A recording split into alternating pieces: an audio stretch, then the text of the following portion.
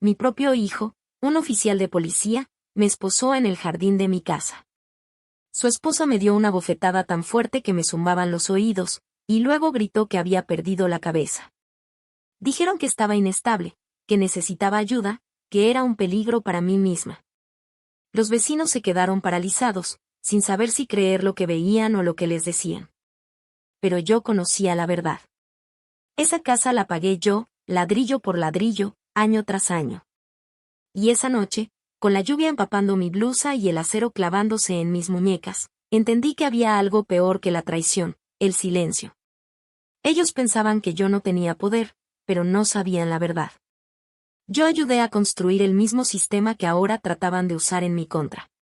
Había empezado a evitar subir al segundo piso. Sabía exactamente qué tablones del pasillo crujían. Sabía cuánto tiempo pitaba el microondas antes de que Yanelle estallara y dijera que lo hacía a propósito. Y sabía, sin lugar a dudas, que la mujer que una vez me llamó mamá ahora deseaba que desapareciera. La casa ya no se sentía mía.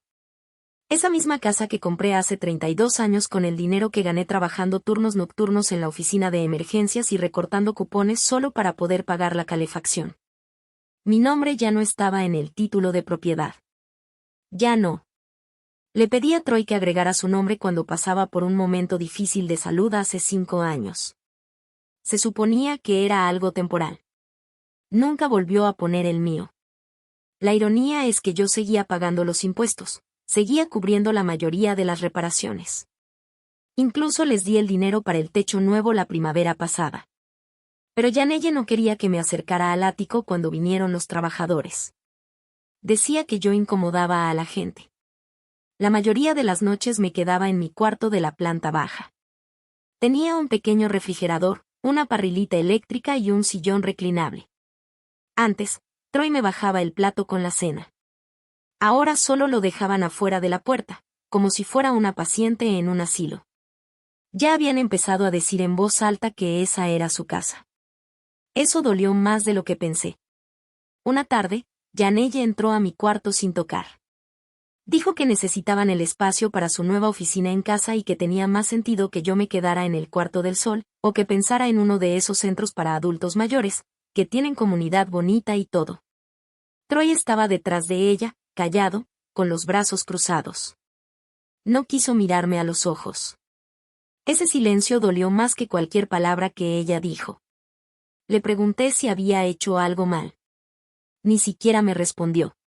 Solo dijo: no es personal, Beverly. Solo es tiempo.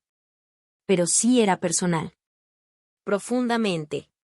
Esa noche, mientras escuchaba sus risas arriba, saqué una foto vieja de Troy cuando recibió su placa.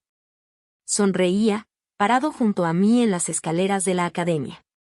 Yo estaba tan orgullosa, tan ingenua. No dejo de pensar, ¿en qué momento mi hijo dejó de verme como su madre y empezó a verme como una carga? No gritaron. No azotaron puertas. Hubiera sido más fácil. Lo que hicieron fue borrar mi presencia, poco a poco, como si fuera polvo que estorba en un estante. Una goma suave, constante.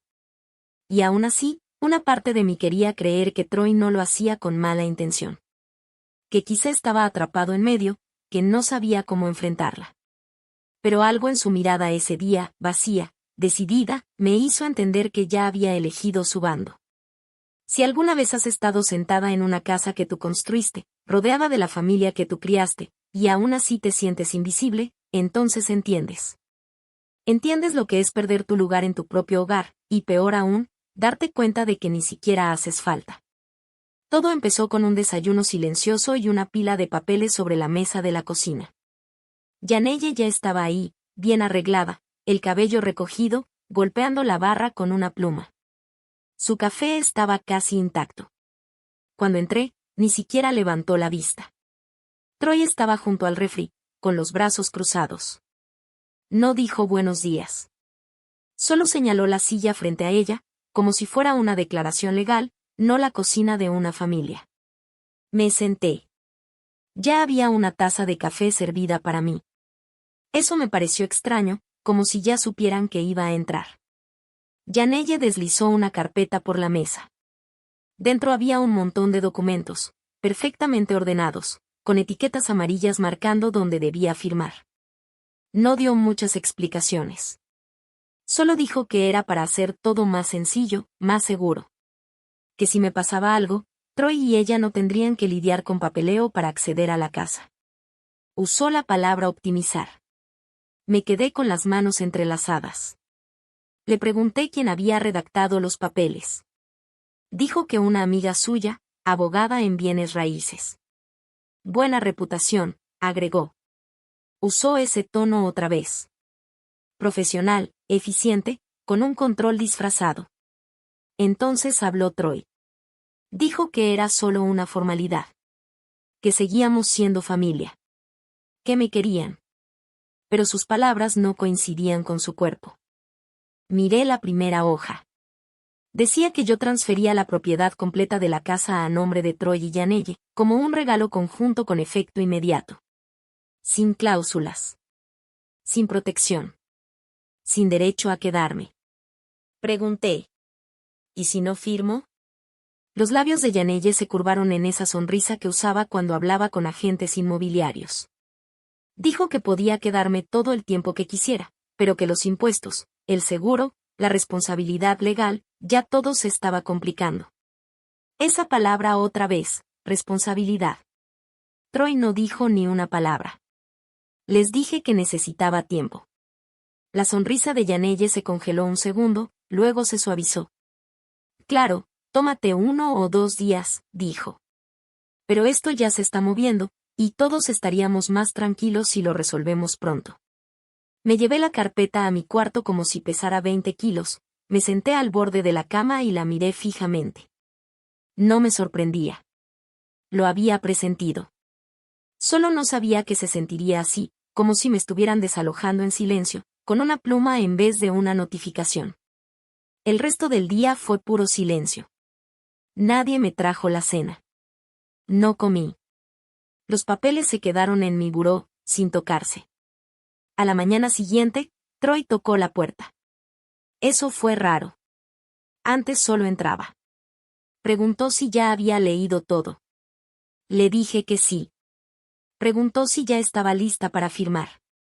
Le dije que no. Su cara no cambió. Solo asintió y dijo.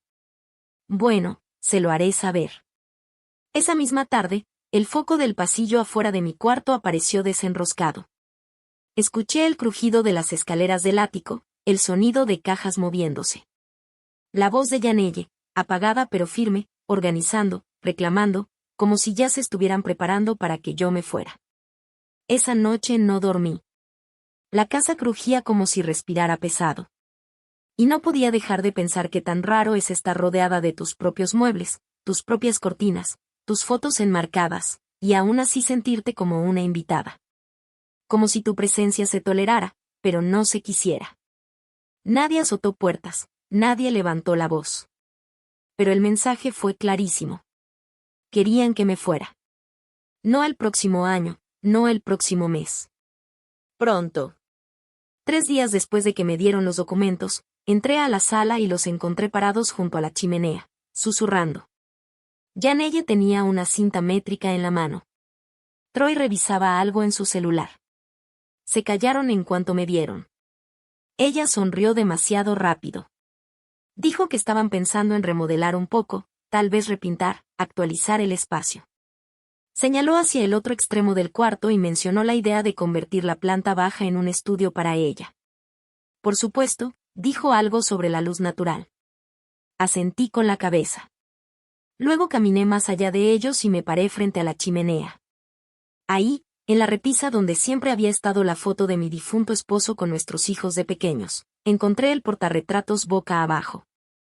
Justo al lado, una foto nueva de Janelle y Troy, abrazados frente a un letrero de propiedad en venta. Tenía el logo de la inmobiliaria de Janelle. Esa misma noche abrí el closet de blancos en el pasillo para sacar una toalla limpia, y algo me llamó la atención. La mitad de mis cajas ya no estaban. El estante de arriba, donde guardaba mi ropa de invierno y álbumes de fotos, estaba completamente vacío. Había contenedores de plástico que no reconocí, etiquetados con la letra de Janelle, material de marketing, inventario de oficina. No dije nada. Aún no. A la mañana siguiente, Yanelle me dijo que ya me había agendado una visita a una residencia para adultos mayores de la zona. Lo llamó un recorrido. Dijo que ya había hablado con alguien y que tenían una habitación disponible para finales de mes. No fue una sugerencia. Su tono ya era otro. Le pregunté por qué pensaba que eso era necesario. Respondió que lo hacía pensando en la comodidad de todos, que la dinámica de la casa había cambiado, que su trabajo requería privacidad, que la colonia ya no era apropiada para alguien de mi edad viviendo sola. Le recordé que no estaba sola. Que esta era mi casa. Ella me corrigió. Lo era. Troy intervino, con las manos en la cintura, y dijo que esto ya no era cuestión de propiedad, sino de lo que tenía sentido. Que ellos tenían planes. Que la casa tenía que evolucionar. Que yo era parte del pasado. No usó esas palabras exactamente, pero eso fue lo que quiso decir. Una sombra de lo que alguna vez importó. Sentí que las rodillas se me doblaban, pero me mantuve firme. Ese mismo día, fui al cuarto del fondo donde guardaba mis archivos viejos en un gabinete con llave. Cosas de cuando trabajaba en políticas de emergencia y servicios sociales. Manuales, guías de entrenamiento, notas judiciales. El gabinete estaba abierto. Las carpetas, desaparecidas. Busqué en el closet, en el cajón de abajo, hasta en la caja de zapatos donde guardaba las copias de mis cartas de pensión. Vacío. Esa noche sirvieron la cena sin decir una sola palabra. Pollo al horno, brócoli, arroz. La mía estaba en un plato desechable sobre una mesita auxiliar, con cubiertos de plástico. Volteé a verlos desde el otro lado del cuarto. Ellos comían con platos de cerámica, vasos de vidrio, vino. Sutil, pero intencional. Para ese momento ya sabía que no estaban esperando a que firmara. Estaban preparándose para el día en que me fuera, quisiera o no. Y lo que más me rompió fue la tranquilidad con la que lo hacían. Como si de verdad creyeran que podían borrarme sin alzar la voz. Solo pasos pequeños, metódicos, redefiniendo la casa, el espacio, la rutina. Reescribiendo la historia sin mí. Fue un domingo por la tarde cuando todo finalmente se desbordó. Yanelle me pidió que subiera. Su voz era pareja, demasiado calmada, como si hubiera ensayado cada palabra. Al llegar al final de las escaleras, noté que mis retratos enmarcados ya no estaban en el pasillo.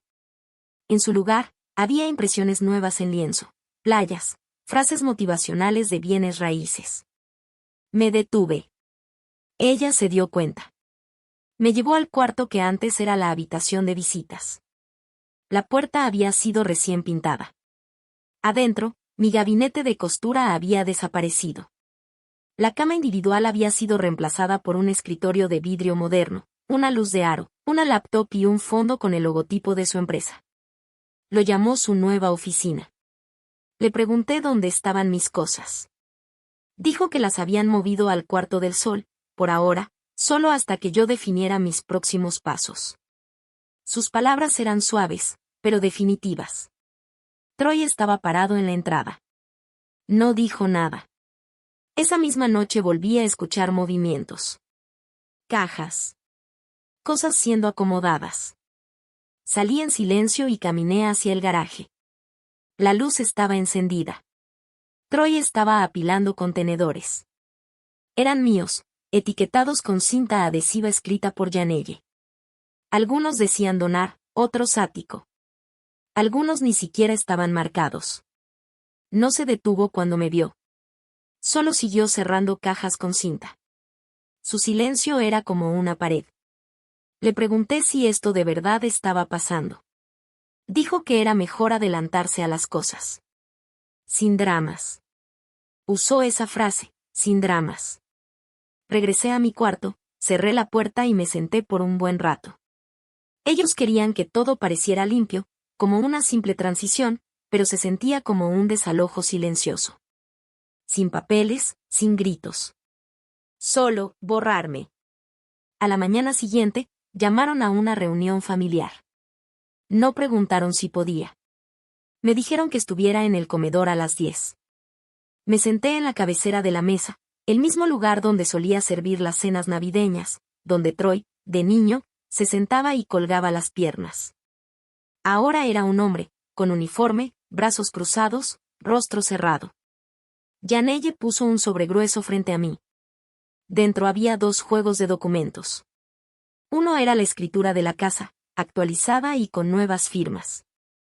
El otro, un folleto doblado con información de un asilo, con una nota adhesiva que decía, preaprobado, listo para mudarse. Dijo que era por precaución. Que había hablado con alguien sobre leyes de protección al adulto mayor. Que, técnicamente, podían acudir a la corte si yo era vista como inestable. Lo dijo en tono suave, con cuidado, pero se sintió como una cachetada. Miré a Troy. Ni se inmutó. Me puse de pie. Las rodillas me temblaban, pero no dejé que lo notaran. Salí del comedor y fui hacia la cocina. Sentía el pecho apretado. Abrí la puerta trasera y salí al patio. El aire me pegó en la cara como una verdad helada. No me estaban pidiendo que me fuera. Se estaban preparando para asegurarse de que no pudiera volver. Y fue ahí cuando todo cambió. No con gritos, ni con platos rotos. Pero algo dentro de mí hizo clic. Regresé a mi cuarto, abrí el cajón debajo de la cama y busqué algo que no tocaba desde hacía años. Era una caja negra, delgada y plana, escondida entre viejos archivos de impuestos. Adentro estaba un pequeño transmisor, uno que no usaba desde mis días en el Departamento de Servicios de Protección. Y aún funcionaba. Presioné el botón de prueba. Una lucecita verde parpadeó. Cerré la caja, la metí en mi bolso y subí el cierre. Todavía no tenía un plan, pero tenía algo que ellos no sabían. Y por ahora, eso era suficiente. Ese transmisor no había visto la luz en casi 2 décadas. Lo guardaba para emergencias desde que trabajaba en el Departamento de Servicios de Protección. Estaba diseñado para alertar directamente a la línea de investigaciones internas cuando un agente en campo se encontraba en peligro o presenciaba abusos dentro del sistema. Cuando me retiré, nunca me lo pidieron de vuelta. La mayoría de la gente ni siquiera sabe que esos canales siguen existiendo. No lo activé. Solo lo mantuve cerca. Los días siguientes pasaron como en una neblina de cálculos silenciosos. Empecé a observarlos más de cerca. Y noté cosas que antes se me escapaban. Llamadas discretas entre Troy y alguien a quien solo llamaba Capitán Ray. Una carpeta abierta en la encimera de la cocina con la etiqueta transferencia de tutela. Una pestaña en la laptop de Yanelle mostrando la página del registro civil del condado. Ya no se trataba solo de la casa. Estaban armando un caso legal para quitarme mi autonomía. Habían plantado una narrativa en algún lado, que yo no estaba mentalmente estable, que necesitaba cuidados, que era un riesgo para mí misma. Encontré un sobredirigido a un abogado local especializado en cuidado de adultos mayores. La dirección de remitente era la oficina de Yanelle. No los confronté. Aún no.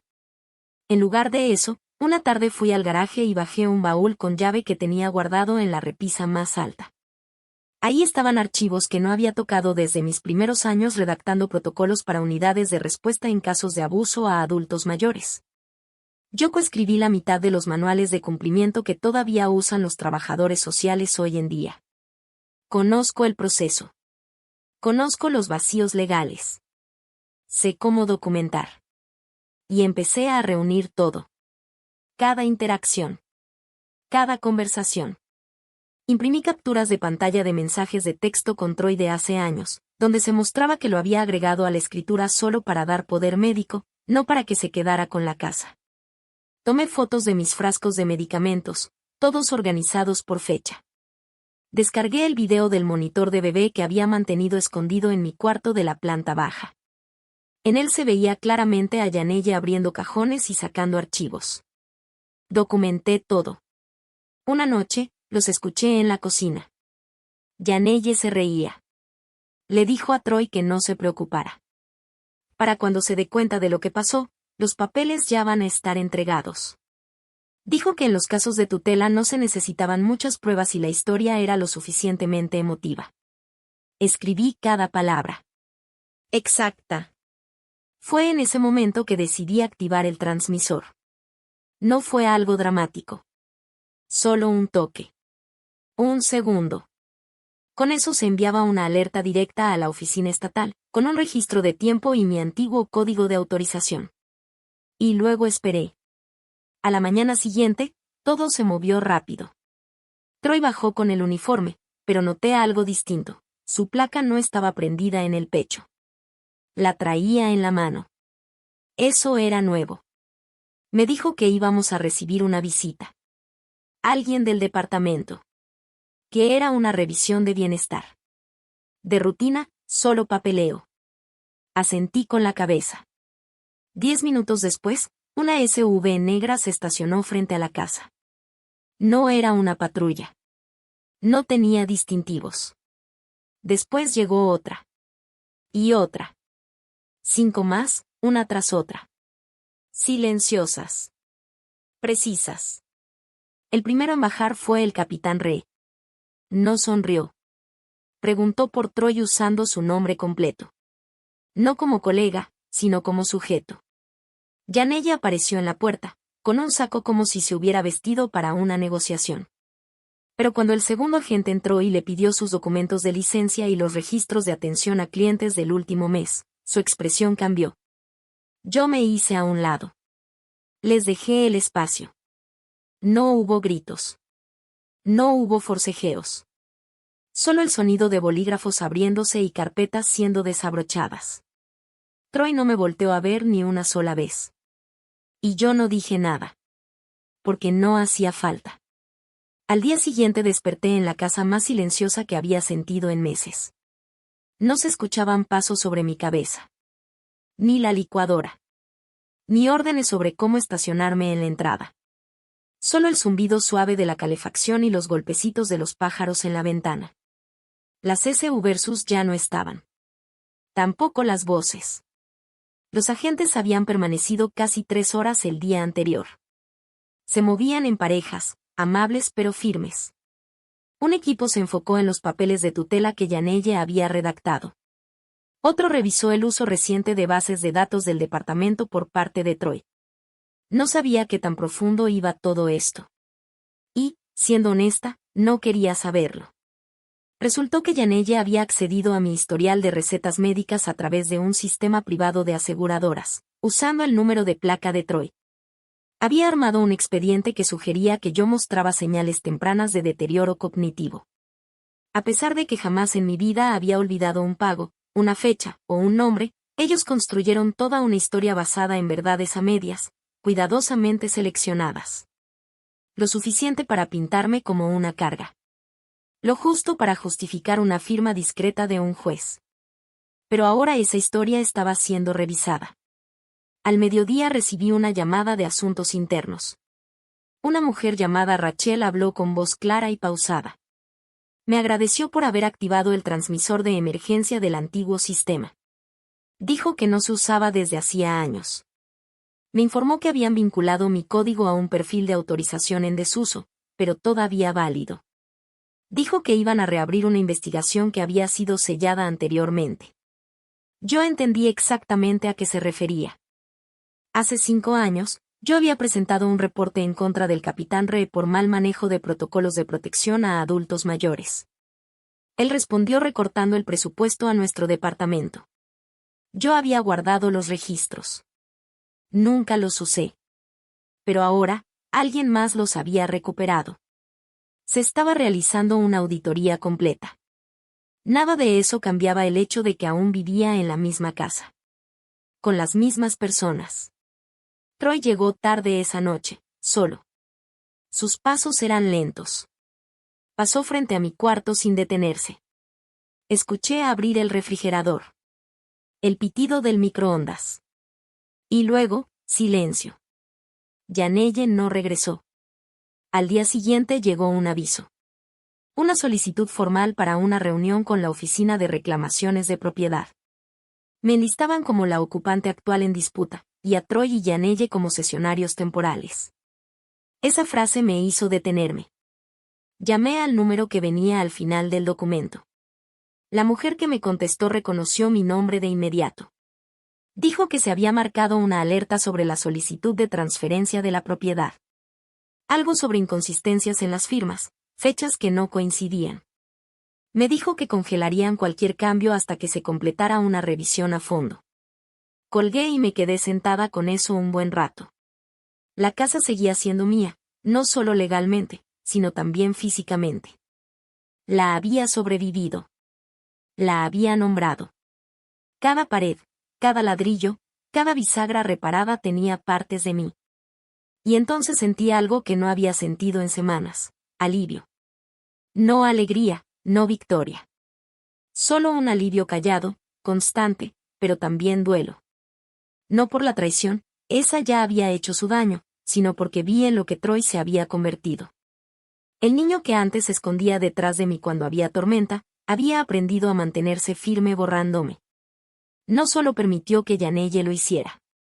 La ayudó. Eligió su plan. Me vio reducirme en mi propia casa y jamás me tendió la mano. Ya no esperaba que se disculpara. Ya no deseaba que me diera una explicación. Solo supe que jamás volvería a confiar en él. Esa fue la última pérdida, y la acepté. Los días que siguieron pasaron lentos, en oleadas silenciosas. Troy casi no hablaba. Se quedaba casi todo el tiempo arriba, con la puerta cerrada, el teléfono pegado a la oreja. Podía escuchar fragmentos a través del suelo, reuniones con representantes sindicales, algo sobre suspensión administrativa, revisión interna. Cada palabra confirmaba lo que ya sabía.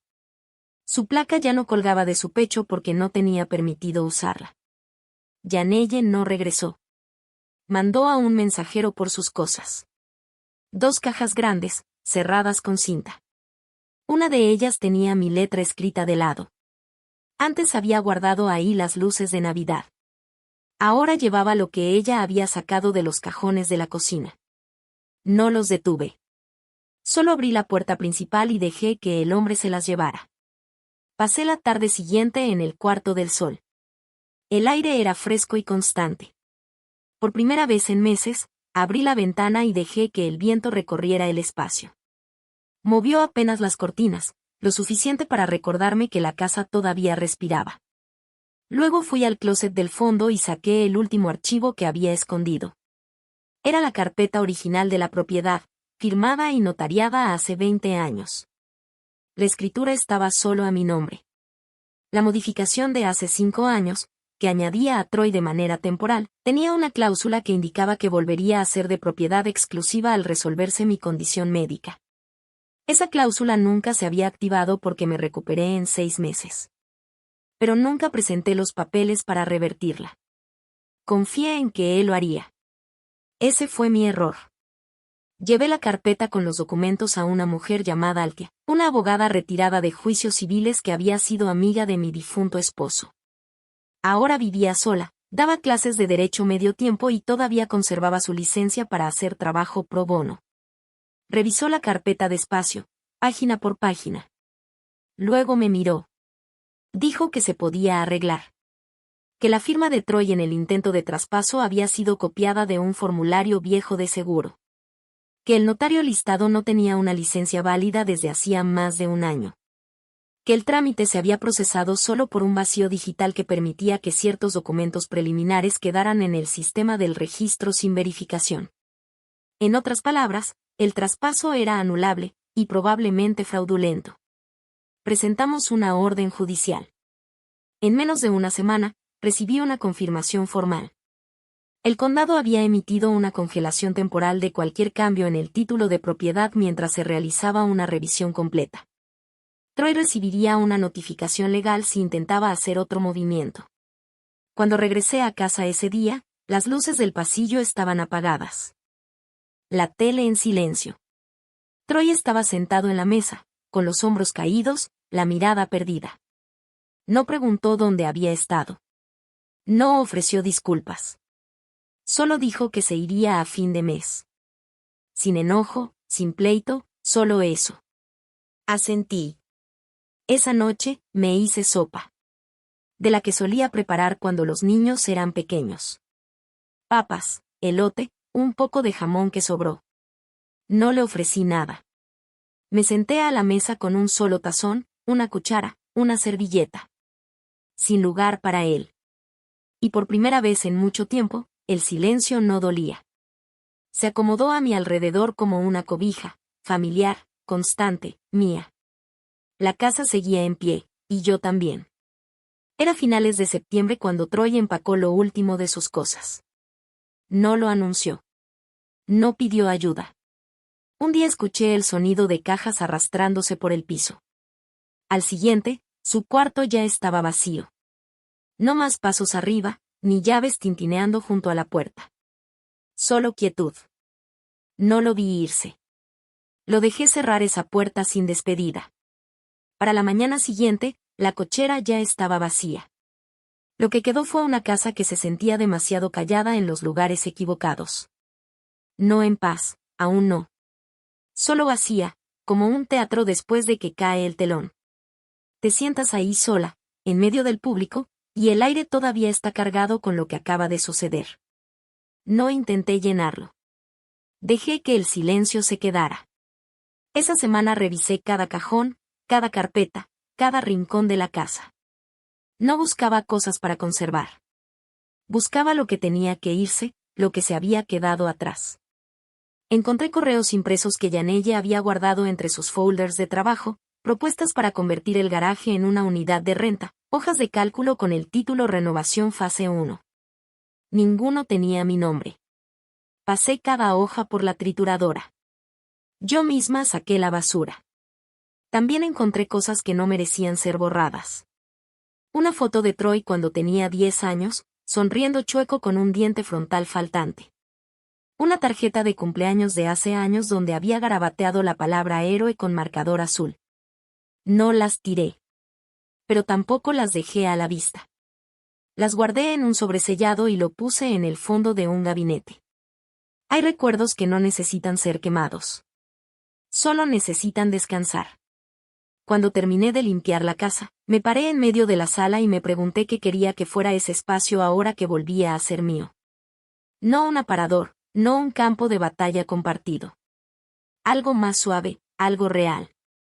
Llamé a un contratista y pregunté por la posibilidad de quitar la pared divisoria que Yanelle había mandado poner cerca de la cocina. Me dijo que en 2 días quedaba lista, así que agendé la fecha.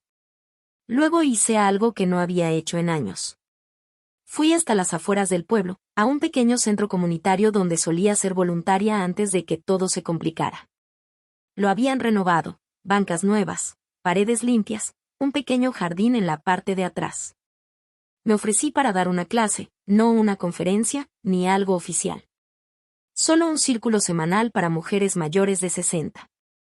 Un espacio para hablar, escribir, compartir cómo se ve la vida después de las pérdidas de las que nadie habla. Dignidad, espacio, poder. La directora sonrió y dijo, claro que sí. Acordamos que empezaríamos en octubre. De regreso a casa, pasé por una librería. Compré un cuaderno. No para tomar notas legales, ni para reunir pruebas. Solo hojas en blanco. Quería un espacio para escribir sin ser observada, sin estar a la defensiva. Esa noche, volví a cocinar solo para mí. La misma sopa, un poco más espesa esta vez. Me senté junto a la ventana, el viento fresco tocándome la cara. Encendí una vela, no por duelo, sino para recordarme que esta casa todavía tenía luz.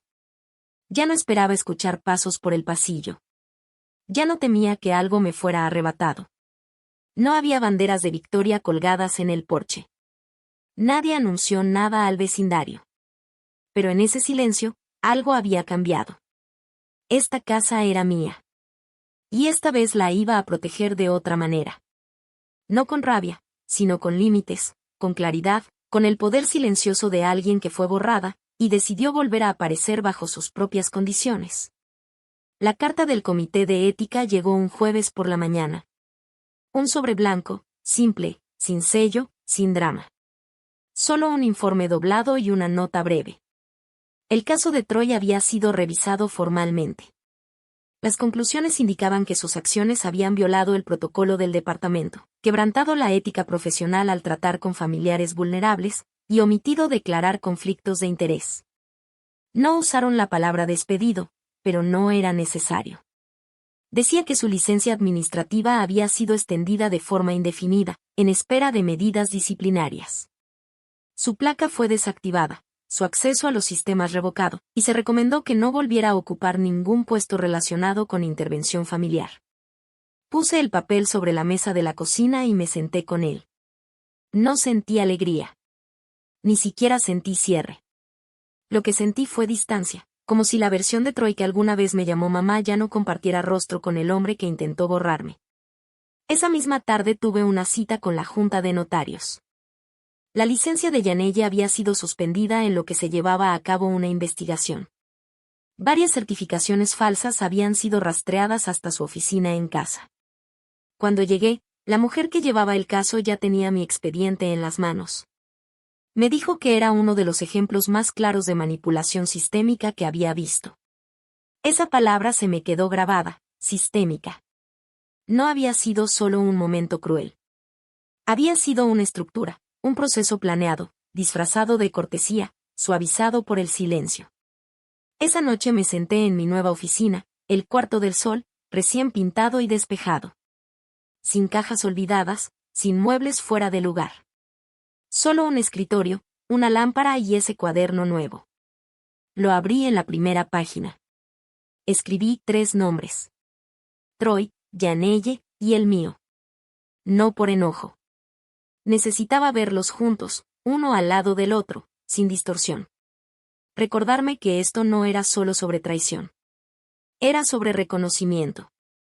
Sobre ver con claridad a las personas en tu vida y decidir qué lugar merecen, qué papel estás dispuesta a permitirles. A la mañana siguiente, llamé a la oficina del registro del condado. Pedí hablar con la persona encargada de actualizaciones de propiedad. Di el número de la escritura original y solicité que el título fuera modificado legalmente, eliminando cualquier parte temporal y devolviéndolo a propiedad única. La mujer al teléfono hizo una pausa. Luego me dijo que el título ya había sido actualizado. Había ocurrido en silencio, registrado por un asistente que trabajaba bajo el Comité de Ética de Propiedad.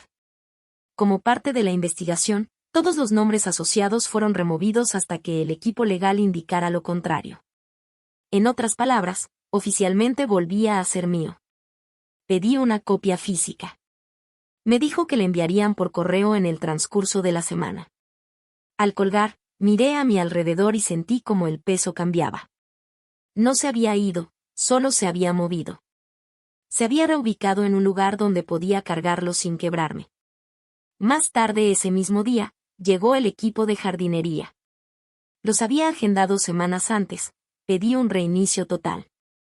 Arrancaron los setos viejos, sacaron las raíces, limpiaron la tierra. Luego plantaron cornejos a lo largo de la barda, lavanda suave junto al porche, y una pequeña banca de piedra debajo del árbol al que Troy solía treparse. Me quedé en la entrada viendo cómo todo tomaba forma, como un recuerdo reescrito, no borrado, sino reanclado. No necesitaba que los vecinos entendieran por qué estaba haciendo esos cambios. No le debía a nadie una versión más limpia de lo que había pasado. Lo que ocurrió en esta casa ya me había transformado. Ahora me tocaba transformarla a ella. No con venganza, sino con regreso, con raíces, con el trabajo lento de reconstruir algo con lo que quedaba. Esto no se trataba de recuperar poder. Se trataba de elegir la paz por encima del permiso. Y esta vez, nadie me estaba pidiendo que me fuera. A principios de octubre, recibí una invitación del Consejo Consultivo del Ayuntamiento. Se habían enterado del caso, no por chismes ni por noticias, sino por una recomendación discreta de alguien del equipo de servicios de protección. Al parecer, mi documentación, la forma en que había navegado el sistema, había llegado a algunos escritorios. Me preguntaban si consideraría integrarme a un nuevo grupo de trabajo sobre políticas de vivienda para adultos mayores. No respondí de inmediato. No estaba segura de querer volver a ser parte de algo. Pero algo dentro de mí, algo que no se movía desde hacía años, dijo que sí antes de que mi boca pudiera alcanzarlo. La primera reunión fue en un edificio de ladrillo modesto en el centro, de esos con techos bajos y café quemado en la entrada. Entré sin reconocer a nadie. Eran más jóvenes, más pulidos, algunos con tablets, otros con carpetas llenas de códigos de colores. Pero me escucharon cuando hablé. Hicieron una pausa cuando compartí una página de mis viejos archivos de cumplimiento. Tomaron notas cuando les conté lo fácil que había sido para mi propio hijo presentar una solicitud de tutela sin pruebas médicas. No me miraron como a una víctima. Me miraron como a una colega. Hacía años que no sentía eso. Después de la reunión, me senté en el coche y dejé que el silencio me envolviera. No era el silencio de la pérdida ni de la rendición, sino el que llega cuando por fin alguien te escucha. Al llegar a casa, abrí las ventanas y dejé que el viento fresco recorriera los pasillos. El olor a pintura nueva ya se había ido. La casa volvía a oler a cedro. Me paré en la puerta del cuarto que antes usaba Troy, y noté que la luz entraba distinto ahora, más clara, sin filtros, sin sombras acumuladas en las esquinas. No cerré la puerta. La dejé abierta. Más adelante en la semana, dirigí mi primer círculo de mujeres en el centro comunitario. Éramos 7, sentadas en semicírculo, cada una con una taza de té y un cuaderno. Sin agenda, sin presentaciones formales, solo espacio. Una mujer habló de cómo su hija la había mudado a una casa rodante detrás de la suya, sin consultarle. Otra contó que había firmado el control de su pensión porque su nieto le prometió que se haría cargo de todo. Nadie interrumpió. Nadie intentó arreglarlo. Solo escuchamos. Cuando fue mi turno, no les conté todo. Solo dije esto: antes creía que la familia era el lugar más seguro para descansar. Ahora creo que debe ser el lugar más seguro para resistir. Esa noche, al regresar a casa, me quedé de pie en el jardín. Los cornejos habían echado raíz rápido. Sus hojas ya empezaban a cambiar de color. Pasé la mano por la banca de piedra y pensé en todas las versiones de mí que esta casa había albergado. Una esposa joven, una madre, una viuda, una mujer rogando por ser vista, y ahora, una mujer que ya no ruega. No amargada, no cerrada, simplemente clara. Volví a hacer sopa. Más espesa esta vez, con cebada y poro. Puse un solo tazón sobre la mesa. Sin segundo plato, sin segunda silla. No miré el reloj. No esperé pasos. Me senté con la quietud. Y por primera vez, se sintió como una presencia, no como una ausencia. Como si algo hubiera regresado. No alguien, sino algo. Una sensación de ser yo misma, esa que en algún momento fue tragada entera, y que ahora se sentaba a mi lado, en silencio. No necesitaba que nadie tocara la puerta. Yo ya había vuelto a casa. Era una tarde de jueves cuando llegó el sobre. Sin remitente. Solo mi nombre, escrito con la letra familiar de Troy. El papel venía doblado con cuidado, como si eso pudiera suavizar lo que decía. Me quedé de pie junto al fregadero mientras lo leía. Cada línea tenía el tono de alguien intentando sonar mesurado, tal vez hasta arrepentido, pero sin lograrlo del todo. Decía que había estado asistiendo a sesiones del programa de bienestar del departamento, que ahora comprendía el peso de lo que permitió que ocurriera, que no esperaba perdón, solo deseaba que yo estuviera bien. No había una disculpa. No por los documentos que firmó a mis espaldas, ni por las reuniones a las que nunca fui invitada, ni por la mirada que me lanzó aquella noche en la cocina. Cuando entendí que mi nombre estaba desapareciendo de todo lo que yo había construido. Lo que me dio no fue arrepentimiento. Fue distancia disfrazada de cierre. Doblé la carta y la guardé en el cajón de abajo de mi escritorio. No por nostalgia, sino para recordarme que hasta el silencio puede llegar vestido de lenguaje educado. No le respondí. Ese fin de semana, la lavanda junto al porche floreció de golpe. Me tomó por sorpresa. Una mañana los tallos estaban vacíos y para la tarde el aire ya estaba espeso con su aroma. Las abejas llegaron en pequeñas oleadas, y yo simplemente les dejé el espacio. La casa se sentía distinta en esos días. No porque estuviera más limpia o más callada, sino porque ya no albergaba expectativa. Ya no escuchaba pasos, ni me detenía frente a las puertas preguntándome quién podría entrar. Ahora todo tenía su lugar, incluso el dolor. Una de las mujeres del círculo, Marlene, me invitó a su cumpleaños. Nada ostentoso, solo pastel, café y un puñado de mujeres que sabían cómo estar en una habitación sin necesidad de llenar cada silencio. Llevé unas barritas de limón. Ella sonrió al verme y me dijo que había cambiado. Le respondí que no. Que simplemente había dejado de esperar que alguien viniera a salvarme.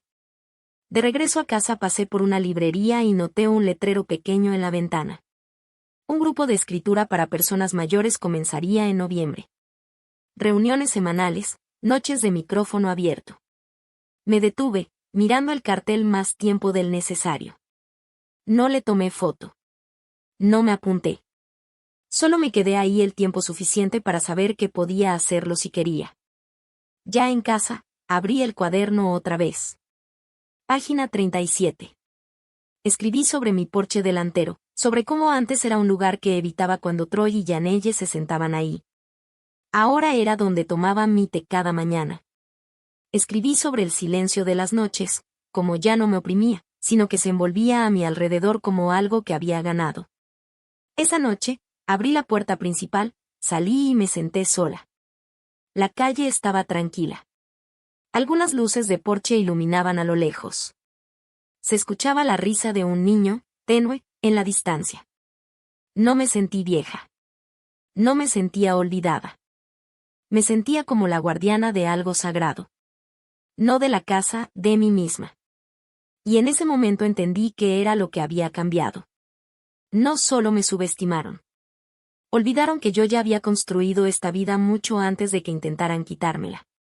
Y ahora, con o sin sus nombres en ella, iba a seguir escribiéndola, en silencio, con firmeza, como mía.